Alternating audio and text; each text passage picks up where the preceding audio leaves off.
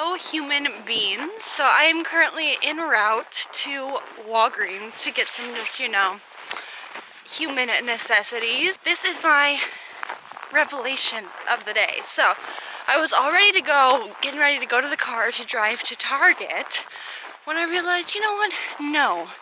Everything I need I can get at Walgreens, which is 15 minutes away by walk, if I walk. And I can, one, be sustainable by not driving, and two, get some exercise by walking. This is my request for all of you. One thing every day to be more sustainable and get some sort of exercise, I guess, even if it's just literally like walking. And I even have a reusable bag because I love the earth. It is our planet. I ran into at Walgreens. Are you gonna? Mom kidnapped me and we're at Michael's, and very, very sad news. They're closing this Michael's, and it's actually really sad because I come here all the time, so not happy about it. All right, here we there. It's official.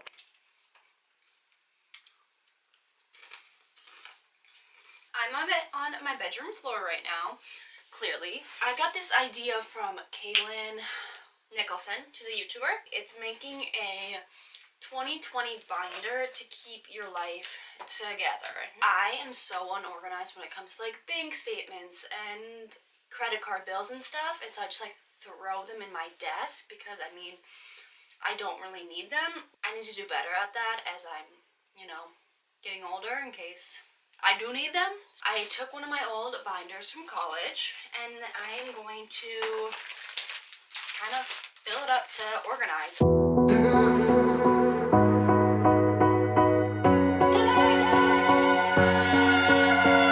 Please hold me close and let me stay until the sunrise.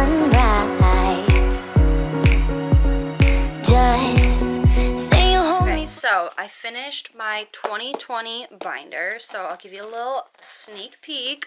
So I just have the fam, and then I divided it into 5 different sections. So I have my credit card bill, Roth IRA and savings, car information, identification, and then like miscellaneous stuff. And then for my car, I've got like my title and then insurance information. Identification, I have like my passport and stuff.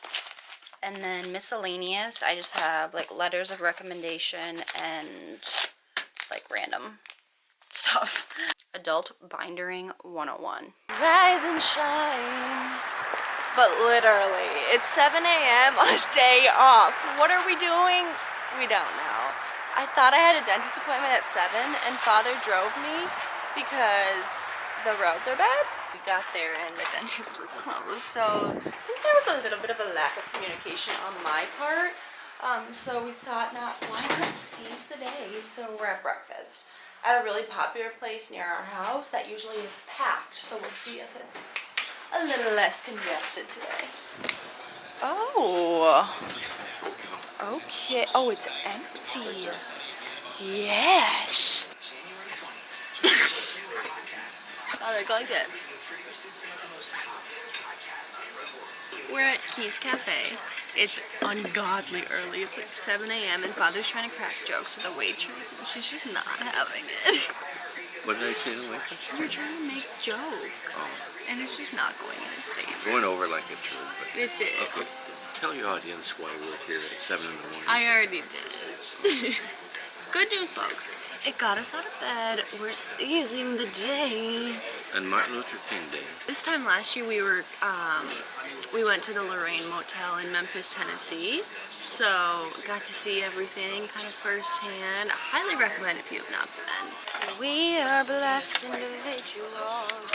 I got oatmeal, toast. This is jelly, not ketchup. No, I will not eat hash browns because they look like toenails.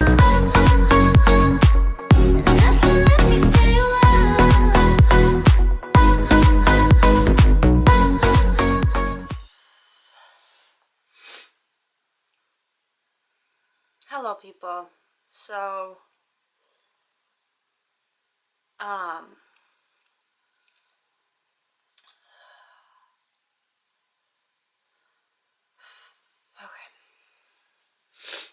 a couple weeks. I'm gonna turn the seat finder off.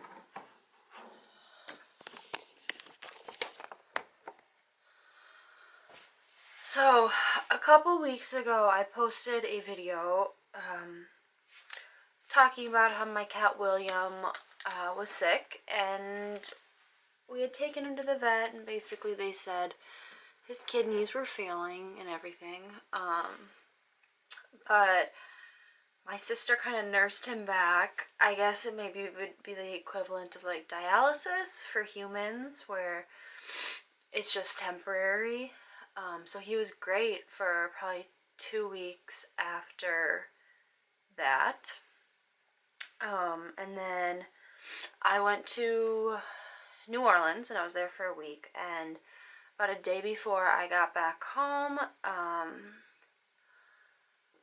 he started getting sick again. He would like throw up and he was just really weak and he couldn't walk. And so,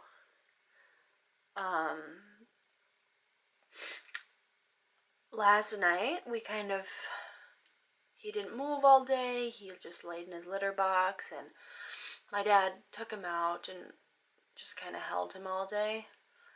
And then his favorite spot is in front of our fireplace downstairs. He would like lay there all day. He was so freaking lazy, but I guess I do that too.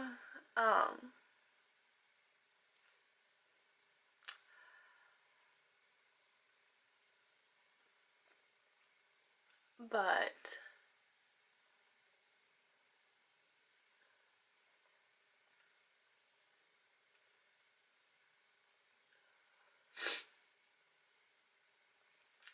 William died this morning.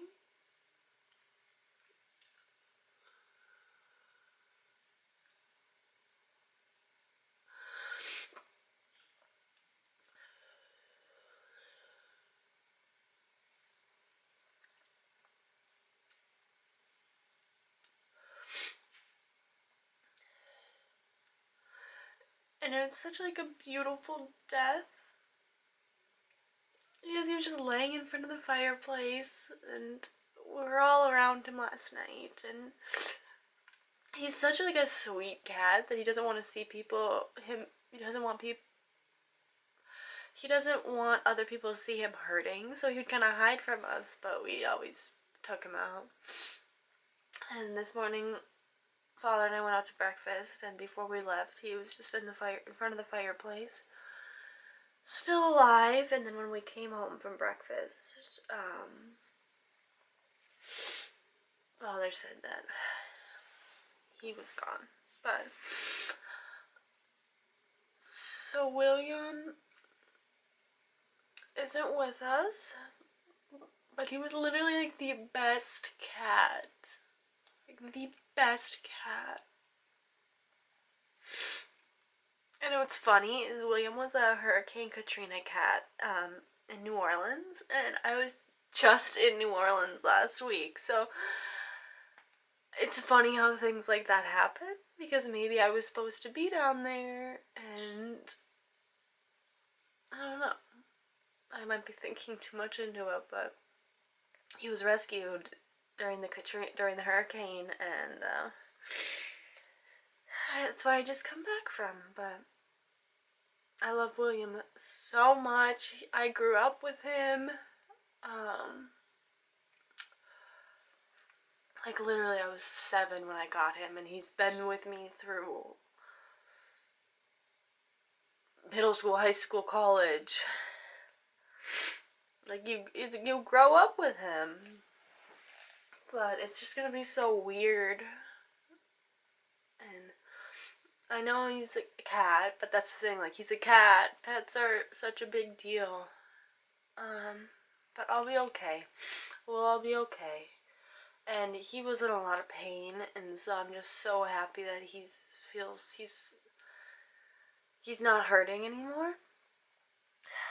Because that was even worse. Like seeing him just yowl in pain was so much worse. But he's been such like, he was such a good, like literally like the best cat. He was more like a dog. He would play fetch with me. But yeah, I just wanted to give you guys an update on William, and we're gonna be okay, but yeah, I love him so much, and I'm just like the best cat anyone could ever ask for. So I love you, William. Cat just died, so here's a coping mechanism for if your beloved cat dies: buy a lot of junk food. Hello folks, so thank you for making it this far into my video. I know the first half wasn't the most uplifting regarding William and just that whole situation. So it is 2 days later, or no, it's just, that was yesterday. So it's 1 day later and a little update. My dad brought him to get cremated today, and so we'll have his ashes back home in like a week or so, and then we can, I think we'll just scatter them in his favorite places. So I'm not gonna cry. I'm one of those people that like I deal with my trauma through humor. And so when I'm out and about and busy and everything, I can like make jokes about it. Like at work today, little preview. I was like, yeah, my cat died, and I don't know, that's just like how I am. But then the second I get home and my dad tells me today he got cremated, like I was just not well. So that's just a little update on that whole situation, but I'm not going to dwell on that too much because William wouldn't want me to. I do have some very exciting news and a huge life update and milestone for me. I got a job. This might seem like, whoa, that's random. Were you applying? What's the deal? Like, you haven't mentioned it before. And I know this is the first time I mentioned it because up until this point, like it was so out of my control. So let me back up just a little bit. For the past year, I have been, I guess a little over a year, I've been interning at this same organization. I absolutely love it. The best work experience, and you can, if you've watched my old videos, you can just tell how much I loved my internship. And so all along it was kind of the goal to transition into a full-time role. But since it is a nonprofit that I'm working for, it was a lot of things were up in the air, like whether or not there'd be budget, if there would even be a role. And so up until like early December, I didn't really know if I would have a full-time job, and I loved this company so much that I just had the mindset, you know, I'm just gonna put all my eggs into one basket. If it turns out this isn't it, okay, then we'll start at square one. But I really didn't want to be interviewing, applying, like putting my energy elsewhere when I was 110% invested in this company. And some might call that dumb, but it worked out in my favor. I had my first interview, official interview, on the first week of December. I had my next one like the third week of December, and then I had my last one the first week of January, and then I heard back like last week when I was in New Orleans. Now you're probably wondering, what's your job, where are you working? And I will get into that now. I will be working at Be the Match, the National Marrow Donor Program. Now I'm just gonna give my little spiel about who they are, what they do, and what I'll be doing. So Be the Match operates the National Marrow Registry. Basically patients with like blood cancers, like leukemia and lymphoma, sickle cell. 70% of the time, these patients, when they need either a bone marrow or a stem cell transplant, they don't have a matching donor in their family, so they have to turn to the registry to get a donation from a stranger. An amazing mission. Like the patients I get to see and work with, and like the donors, it's so like literally saving lives. And if you are interested in potentially saving a life, I'm in the registry, have been since I turned 18. I will put the link down below. Super easy. They'll just send you a swab kit and send it in, and you could literally donate bone marrow or stem cells to save someone's life. That was my spiel. I know, I'm super passionate about the organization, and that was actually the student group I was part of the past couple years at the U of M, Be the Match on campus. So we would swab people and add them to the registry. I love it. Cancer has an effect on so many people, and if there's even like a little bit that I can do to ease that burden, I will 100% do it. And the fact that it's literally my job now is pretty dang cool. So my job title is marketing specialist. That is to catch you all up on like a big life update for me, my first big girl job, you could say. I'm super pumped. It just goes to show that like working hard actually pays off, because being an intern there for over a year and sacrificing a lot, which 100% is totally worth it, led me to landing this job that I wanted so badly. If you have any questions about my job, my life, anything like that, leave them down below. But I just wanted to catch y'all up to speed, because even I was confusing myself in terms of like, are you on break? Like, what are you doing? Do you just sleep all day? So that's the lay of the land. Until next time, peace.